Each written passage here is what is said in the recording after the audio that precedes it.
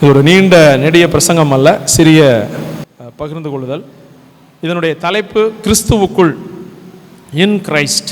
நம்ம ஒரு வசனத்தை அதற்கென்று திறப்பின் வசனமாய் வாசிக்கலாம். 2 கொரிந்தியர் 2ஆம் அதிகாரம் 14ஆம் வசனத்தை நான் வாசிக்கிறேன். 2 கொரிந்தியர் 2ஆம் அதிகாரம் 14ஆம் வசனம்.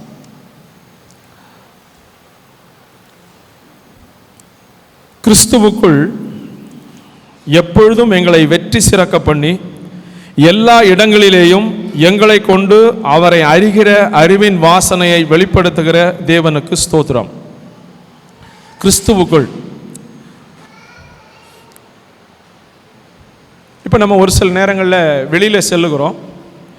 மழை பெய்தால் அல்லது ஏதாவது ஒரு ஆபத்து வந்தால், நாய் விரட்டினாலோ மழை பெஞ்சாலோ அல்லது ஏதாவது அங்கே சண்டை நடந்தாலோ நம்ம ஓடி வந்து வீட்டுக்குள்ளே பூந்துக்கிறோம். வீட்டுக்குள்ளே நம்ம நுழைஞ்ச உடனே நம்ம எப்படி ஃபீல் பண்ணுறோன்னா ரொம்ப செக்யூர்டாக ஃபீல் பண்ணுறோம்.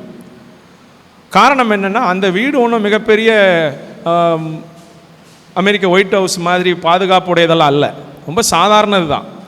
இருந்தாலும் அந்த வீட்டை குறித்து நமக்கு ஒரு நம்பிக்கை என்னன்னு சொன்னால், இது நமக்கு செக்யூர்டான இடம், பாதுகாப்பான இடம் அப்படின்னு சொல்லி நாம் நம்புகிறோம். அதுபோலவே ஆவிக்குரிய அல்லது ஆண்டவரை ஏற்றுக்கொண்ட புதிதாய் பிறந்த மனிதர்களுக்கு கிறிஸ்துவுக்குள் அப்படிங்கிறது தான் மிகப்பெரிய ஒரு பாதுகாப்பான ஒரு இடம். இந்த இடத்துல பவுல் சொல்லும்போது இதை நம்ம திறப்பின் வசனமாக இந்த கிறிஸ்துவுக்குள் மட்டும் எடுத்துக்கொள்ள போகிறோம். சுருக்கமாக கிறிஸ்துவுக்குள்ளாக நமக்கு என்னென்ன காரியங்கள் இருக்கிறதுன்னு சொல்லி அதனுடைய முதல் பகுதி ஒரு 5 குறிப்புகளை மாத்திரம் உங்களோடு கூட நான் பகிர்ந்து கொள்ள விரும்புகிறேன். கிறிஸ்துவுக்குள் இந்த வசனத்தில் எப்பொழுதும் அப்படின்னு சொன்னால் எல்லா நேரங்களிலேயும், உயர்வில் தாழ்வில், நம்முடைய சுகத்தில் நம்முடைய துக்கத்தில், எல்லா நேரத்திலேயும் எப்பொழுதும் எங்களை வெற்றி சிறக்க பண்ணினா மேற்கொள்ள செய்து, அதை தாண்டி அதை ஓவர் கம் பண்ணி வெற்றி சிறக்க பண்ணி எல்லா இடங்களிலேயும் எல்லா ஏரியாஸ்லேயும் நம்முடைய வாழ்க்கையினுடைய எல்லா பகுதிகளிலேயும் நாம் சார்ந்திருக்கிற எல்லா பகுதிகளிலேயும் வெற்றி சிறக்க பண்ணுகிறார். அந்த வெற்றி சிறக்க பண்ணுகிற அனுபவத்தை நம்ம என்ன செய்கிறோன்னா, மற்றவர்களுக்கு அவங்க ரசிக்கிற மாதிரி, அவங்களுக்கு விரும்புகிற மாதிரி சுகந்த வாசனையாக நம்ம வெளிப்படுத்துகிறோம். அந்த வாசனை என்ன அப்படின்னு சொன்னால், தேவனை நாம் அறிந்திருக்கிறோம் முழுவதுமாக என்கிற வாசனை அவர்களுக்கு செல்லுகிறது. இது எதுக்குள்ளாக நடக்கிறதுனா கிறிஸ்துவுக்குள்ளாக நடக்கிறது. இப்போ இன் கிரைஸ்ட் அப்படின்னு சொல்லி நம்ம பார்க்கிறோம். அப்போ கிறிஸ்துவுக்குள்ளாய் நாம் பெறுகிற ஆசீர்வாதங்கள் அப்படின்னு சொல்லி மிக சுருக்கமாக ஒரு 5 குறிப்புகளை மாத்திரம் நான் உங்களோடு கூட பகிர்ந்து கொள்கிறேன். முதலாவதாக நியூ ஐடென்டிட்டி. கிறிஸ்துவுக்குள்ளாக நாம் இருக்கும்போது ஒரு புதிய அடையாளத்தை பெறுகிறோம். இன்றைக்கு எல்லா இடத்துலையும் ஐடென்டி கார்டு ஒன்று கழுத்தில் நம்ம மாட்டுக்கிறோம். ஐடி கார்டு ஒன்று இல்லாமல் எங்கேயுமே நம்ம செல்லுகிறதில்ல. நிறைய ஐடி கார்டை பர்பஸாக அரசாங்கம் என்ன செய்யுதுன்னா, இந்த ஐடி கார்டை யூஸ் பண்ணணுன்னே ஆன்லைனில் கேட்குறத நீங்கள் பார்க்கலாம். ஆதார் எதுக்குமே அவசியம் இல்லை, ஆதார் உபயோகமே இல்லை. ஆனால் ஆதார் சேர்த்திங்கன்னா தான் எல்லாம் நடக்கிற மாதிரி நீங்கள் சொல்லிட்டா ஆதார் பயனுள்ளதாக மாறுகிறது. அதாவது இப்படி சொல்லலாம், ஆதாரை வைத்து நம்ம சோறு சாப்பிட போகிறதில்ல, எதுவுமே பண்ண போகிறதில்ல. ஆனால் ஆதார் இருந்தால் தான் நீங்கள் நீட் அப்ளிகேஷன் போட முடியும், ஆதார் இருந்தால் தான் ஆன்லைனில் எதுவுமே பண்ண முடியும், ஆதார் இல்லாமல் எதுவும் செய்ய முடியாது அப்படின்னு நீங்கள் கொண்டு வந்துட்டா ஆதார் முக்கியமாயிடும். அது வரைக்கும் ஆதார் ஒன்றும், இப்போ ஏற்கனவே இருந்தவங்களும் ஆதார் வச்சுக்கிட்டா இருந்தாங்க இல்லை, அவங்களும் வாழ்ந்து கொண்டு தான் இருந்தாங்க. பல தலைமுறைகள் வாழ்ந்துருக்கிறாங்க. இன்றைக்கு ஆதார் என்பது மிகப்பெரிய ஒரு அடையாளமாக மனிதனுக்கு இந்தியாவில் மாறி இருக்கிறது. ஆனால் கிறிஸ்துவுக்குள் என்கிற இந்த ஒரு பெரிய ஒரு அந்த சூழ்நிலை, அந்த ஒரு அனுபவம் நமக்கு ஒரு புதிய அடையாளத்தை தருகிறது. ஏற்கனவே நம்ம அடையாளம் என்ன அப்படின்னு சொல்லி பார்த்தீங்கன்னா, ஏற்கனவே ஒரு அடையாளம் நமக்கு இருக்கிறது. ஒவ்வொருத்தரும் ஒவ்வொரு அடையாளமாக சொல்லுவாங்க. உதாரணத்துக்கு தமிழக முதல்வர் இன்றைக்கு வெற்றி பெற்றிருக்கிறார்னா அவர் சொல்கிறாங்க நிறைய பேர், அவர் என்ன அடையாளம்னா அவர் ஜோசப் விஜய் அப்படின்னும் போது ஒரு அடையாளம் கிடைக்குது. அவர் ஏன் திருச்சி கிழக்கில் நின்றார், அவருக்கு ஒரு அடையாளம் இருக்குது. ஏன் திருச்சி கிழக்கில் போய் அங்கே நிற்கிறாரு அப்படின்னா அங்கே ஒரு அடையாளம். இப்போ அடையாளப்படுத்துகிறதற்கு மனிதன் வெவ்வேறு காரியங்களை வைத்திருக்கிறான், வெவ்வேறு சூழ்நிலைகளை வைத்திருக்கிறான். இதுதான் அடையாளம் அப்படின்னு சொல்லி. அப்போ அடையாளம் என்பது மனிதனுக்கு அவன் வைக்கிற விருப்பமாக ஒரு அடையாளம் இருக்கிறது. ஆனால் அது செல்லாதுன்னா அதற்கு பயன் இல்லை. அந்த அடையாளம் ஆவிக்குரிய வாழ்க்கைக்கு போதுமானது அல்ல. அந்த அடையாளம் எல்லாம் பவுல் சொல்லுகிறபடி, நான் எபிரேயரில் பிறந்த எபிரேயன், பென்யமீன் கோத்திரத்தான் அப்படிங்கிற அடையாளத்தெல்லாம் வச்சுருந்தான். எல்லா ஐடி கார்டையும் ஒன்று ஒன்றா பிடுங்கி போட்டுட்டு, நான் எல்லாவற்றையும் நஷ்டம் என்று எண்ணுகிறேன், குப்பையுமாக எண்ணுகிறேன், துடைத்து போடுகிற அழுக்க அப்படின்னா என்ன அர்த்தம்? அவனுக்கு புதிய அடையாளம் கிடைச்சிது. அப்போ இந்த புதிய அடையாளம் என்ன செய்யுதுன்னா, பழைய அடையாளங்கள் எல்லாவற்றையும் குப்பையிலே போட வைக்கிறது. அது என்ன புதிய அடையாளம்? அந்த வசனத்தை நான் வாசிக்கலாம். 2 கொரிந்தியர் 5ஆம் அதிகாரம் 17ஆம் வசனத்தில், ஒருவன் கிறிஸ்துவுக்குள் இருந்தால் புது சிருஷ்டியாக இருக்கிறான், பழையவைகள் ஒளிந்து போயின, எல்லாம் புதிதாயின. இது ஒரு புதிய அடையாளம். என்ன புதிய அடையாளம்? ரோமர் 8ஆம் அதிகாரத்தில் நான் வாசிக்கிறோம்ல, தேவனுடைய பிள்ளைகள் என்கிற அடையாளம். நாம் பிள்ளைகளானால் சுதந்திரர் மாத்திரமல்ல, இயேசு கிறிஸ்துவோடு கூட உடன் சுதந்திரர். தேவனை இயேசு கிறிஸ்து எப்படி அழைக்கிறாரோ அப்படி நாமும் அழைக்கிற அளவிற்கு நமக்கு புதிய அடையாளம். இயேசு கிறிஸ்து தேவனை பிதா என்று அழைக்கிறார், அப்பா என்று அழைக்கிறார். நாமும் அப்பா என்று அழைக்கிறோம். எந்த ஒரு அடையாளம், எந்த ஒரு காரியமும் அப்பா என்று அழைப்பதற்கு நமக்கு இல்லாவிட்டாலும், இயேசு கிறிஸ்துவை ஏற்றுக்கொண்டதுனால, பரிசுத்த ஆவியானவர் நமக்கு பெற்றுக்கொண்டதுனால, பரிசுத்த ஆவியான நம் இருதயத்தில் வைத்து தேவனை அப்பா என்று அழைக்கிற ஒரு அடையாளத்தை நமக்கு தருகிறார். அந்த அப்பா விட்ட தான் நம்ம முதல்ல எல்லா காரியங்களையும் பகிர்ந்து கொள்கிறோம், எல்லா காரியங்களையும் கேட்கிறோம். அப்போ தேவனை அப்பா என்று அல்லது தேவனுடைய பிள்ளைகளாக அடையாளத்தை அவர் நமக்கு தருகிறார். ஒருவன் புது சிருஷ்டியாக இருக்கிறான் அப்படின்னு சொன்னால், ஏற்கனவே நான் ஒரு தகப்பனுக்கும் தாய்க்கும் பிறந்திருக்கிறேன், அந்த பிறப்பு ஒரு அடையாளத்தை கொடுக்கிறது. அந்த பிறப்பை வைத்துக்கொண்டு நான் ஆவிக்குரியதில் ஒன்றும் செய்ய முடியாது. ஆகவே மறுபடி அந்த ஒரு புதிய அடையாளத்தை நான் பெறுகிறேன். எல்லாம் பழையவைகள் எல்லாம் ஒழிந்து போயின, பழையவைகள் ஒழிந்து போயின, எல்லாம் புதிதாயின, எல்லாமே புதிதாயின. ஆனால் நம்முடைய வாழ்க்கையில் எல்லாம் புதிதாயிற்றா அப்படின்னு சொல்லி நம்ம யோசித்து பார்க்கலாம். கிறிஸ்துவுக்குள் இருந்தால் எல்லாம் புதிதாயின. கிறிஸ்துவுக்குள் இருந்தால் நாம் தேவனுடைய பிள்ளைகள் என்கிற அடையாளம். இரண்டாவது குறிப்பு, நோ கண்டம்னேஷன், ஆக்கினை தீர்ப்பு இல்லை. ஒரு வசனத்தை நாம் வாசிக்கலாம். 8ஆம் அதிகாரம், ரோமர் 8ஆம் அதிகாரம் முதல் வசனத்தை நான் வாசிக்கிறேன். ஆனபடியால் கிறிஸ்து இயேசுவுக்கு உட்பட்டவர்களாய் இருந்து மாம்சத்தின்படி நடவாமல் ஆவியின்படி நடக்கிறவர்களுக்கு ஆக்கினை தீர்ப்பு இல்லை. நமக்கு தண்டனை இல்லை. ஆனால் உண்மையாகவே நாம் தண்டனைக்குரியவர்கள், உண்மையாகவே நாம் ஆக்கினைக்கு உட்பட்டவர்கள். ஆனால் கிறிஸ்துவுக்குள் நாம் தேவனுடைய பிள்ளைகள் ஆனதுனால நமக்கு ஆக்கினை தீர்ப்பு இல்லை, தண்டனை இல்லை.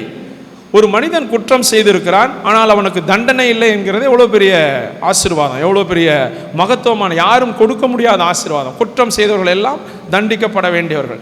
ஆனால் கிறிஸ்துவுக்கு உள்ளாக நாம் இருப்பதுனால, ஆனபடியினால் இயேசு கிறிஸ்துவுக்கு உட்பட்டவர்களாக இருந்து அவருடைய அந்த அந்த கிறிஸ்துவுக்குள் என்கிற அந்த புதிய அடையாளத்தை நாம் பெறும்போது நமக்கு ஆக்கினை தீர்ப்பு இல்லை.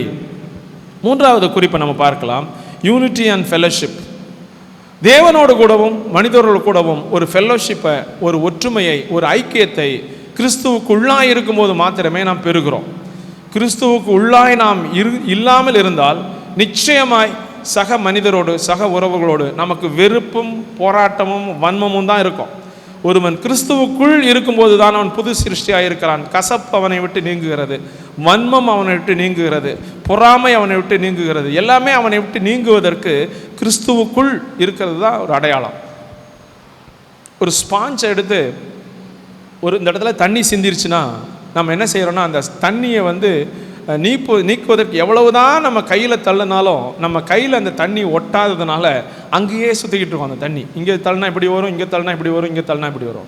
ஆனால் அதே தண்ணியை ஒரு ஸ்பாஞ்சை வச்சு நீங்கள் தொடச்சிங்கன்னா எல்லா தண்ணியும் ஸ்பாஞ்சுக்குள்ளே போயிடும். எடுத்து நீங்கள் பிழிஞ்சிட்டு திரும்ப நீங்கள் துடைக்கலாம். அப்போ என்ன அர்த்தம்னா, அது உரிந்து கொள்ளுகிறது, அத்தனையும் உரிந்து கொள்ளுகிறது. அப்போ கிறிஸ்துவுக்குள் நம்மளை முக்கி எடுக்கும்போது, கிறிஸ்துவுக்குள்ள நம்ம முக்கி எடுக்கும்போது கிருபைக்குள்ளாய் முக்கி எடுத்துடுறாரு. கிருபைக்குள்ளாய் முத்தி எடுத்து நம்மளை பிழிஞ்சோம்னா பூரா கிருபையாக வரும். அதற்கு முக்கி எடுக்கிறதுக்கு முன்பதாக நம்ம பிழிஞ்சோம்னா என்னென்ன வரும்? மார்க்கில் 7ஆம் அதிகாரத்தில் வாசிக்கிறோம், இருதயத்தில் என்னென்ன இருக்குன்னு சொல்லி. கசப்பு, வைராக்கியம், வன்மம், கோபம், எரிச்சல், பொறாமை, வாக்குவாதம், தூஷணம் எல்லாம் நம்ம இடத்துல இருந்தது. அப்படியே எடுத்து கிருபைக்குள்ளாய் முக்கி எடுத்த பிறகு புழிஞ்சோம்னா அதனுடைய ஆசீர்வாதமே வேறு. அது இப்போ அந்த முக்கி எடுக்கிற அனுபவம் தான் கிறிஸ்துவுக்குள்ளாய் இருக்கிற ஒரு அனுபவம். நம்ம ஒரு காரியத்தை வாசிக்கலாம். கலாத்தியர் 3ஆம் அதிகாரம் 28ஆம் வசனத்தில், யூதன் என்றும் கிரேக்கன் என்றும் இல்லை, அடிமை என்றும் சுயாதீனன் என்றும் இல்லை, ஆண் என்றும் பெண் என்றும் இல்லை, நீங்கள் எல்லாரும் கிறிஸ்து இயேசுவுக்குள் ஒன்றாக இருக்கிறீர்கள். எல்லாரும் ஒன்றா இருக்கிறோம். ஒன்றா இருக்கிறோன்னா சேர்ந்து ஒன்றா உட்காந்துருக்கோம்ல, எல்லாருமே ஒன்றா இருக்கிறோம். நாம் ஒன்று, எல்லாருமே நம்ம ஒன்றாக இருக்கிறோம், ஒரு மனமாக இருக்கிறோம், ஒன் அக்கார்ட். ஆண்டவர் இப்படி சொல்லுகிறார், எங்கே 2 பேராவது 3 பேராவது கூடி அப்படின்னு சொல்லி. அந்த இடத்துல எங்கே அப்படின்னா எங்கே வேணாலும் கூடலாம். அது ஓகா சென்டர்லையும் கூடலாம், பிளஸ்ஸிங் சென்டர்லையும் கூடலாம், எங்கே வேணாலும் கூடலாம். எங்கே கூடி அப்படிங்கிறது அங்கே முக்கியம். 2 பேராவது 3 பேராவது அப்படின்னா அங்கே எண்ணிக்கை முக்கியம் அல்ல, நம்பர் முக்கியம் அல்ல, கூடி அதுதான் முக்கியம். அப்படி இருந்தீங்கன்னா அவங்க மத்தியில் நான் இருப்பேன் அப்படின்னு ஆண்டவர் சொல்லுகிறார். அப்போ பெண்களாய் கூடினாலும், ஆண்கள் பெண்களாய் கூடினாலும், உயர்வு தாழ் கூடினாலும், நேஷன், கிரீடு, காஸ்ட்டு எதுவுமே இங்கே பிரேக் பண்ணலை. என்ன பிரேக் பண்ணலைன்னா, கிறிஸ்துவுக்கு உள்ளாய் இருக்கும்போது மட்டும்தான் பிரேக் பண்ணலை.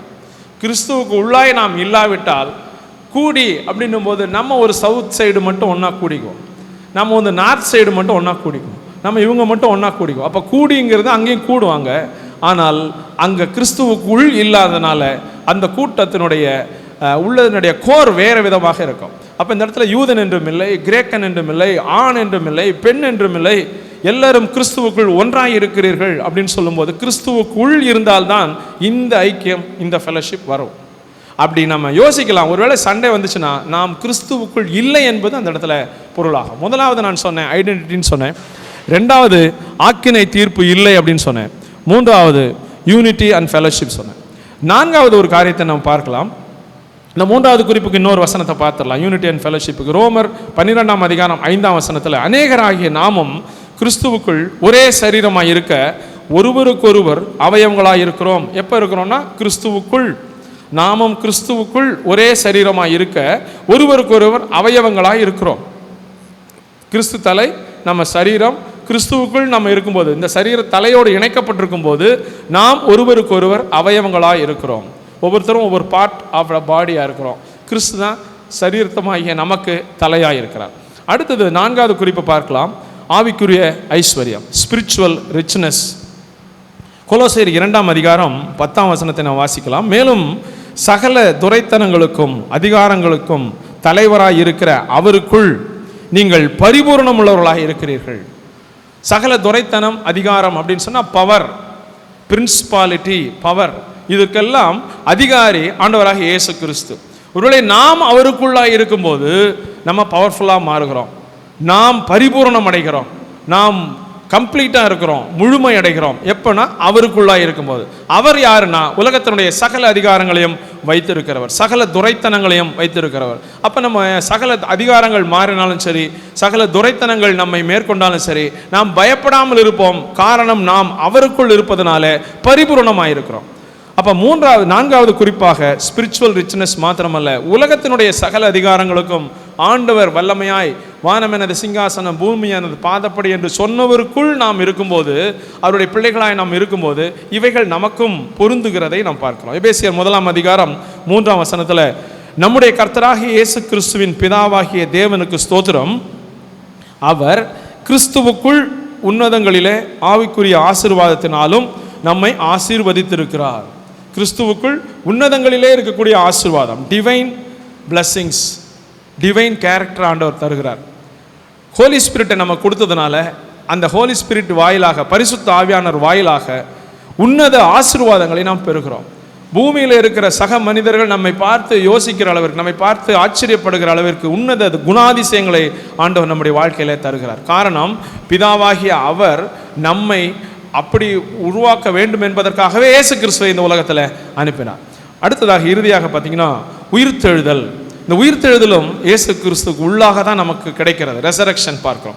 எபேசியர் 2ஆம் அதிகாரம் 6ஆம் வசனத்துடைய முற்பகுதியும் 7ஆம் வசனத்தையும் நான் வாசிக்கிறேன். எபேசியர் 2ஆம் அதிகாரம் 6 முற்பகுதியிலிருந்து, கிறிஸ்து இயேசுவுக்குள் அவர் நம்மிடத்தில் வைத்த தயவினாலே, 7ஆம் வசனம், கிறிஸ்து இயேசுவுக்குள் நம்மை அவரோட கூட எழுப்பி உன்னதங்களிலே அவரோட கூட உட்காரவும் செய்தார். அப்போ கிறிஸ்துவுக்குள் நமக்கு ஒரு பெரிய தயவு கிடைத்திருக்கிறது.